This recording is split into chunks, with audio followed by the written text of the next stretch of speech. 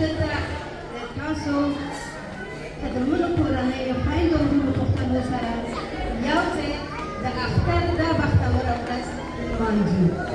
کورم ودان مننه کومه د هغه ځوانانو کورنیو چې داسې محفلونه جوړوي، جشنونه جوړوي، اخترونه لمانځي او کورنۍ سره یو ځای کوي او دعوتوي.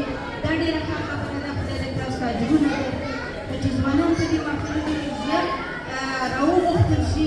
دا به ښایي ځکه چې دوی باید د خپل کلتور او فرهنګ نه لرې پاتې نه شي، د خپلې ژبې نه باید لرې پاتې نه شي او خپلې ژبې ته کوشش وکړي چې زده کړي، زده یې کړي، ځکه چې په دې هېوادونو کې ځوانان ژر بل خواته ځي.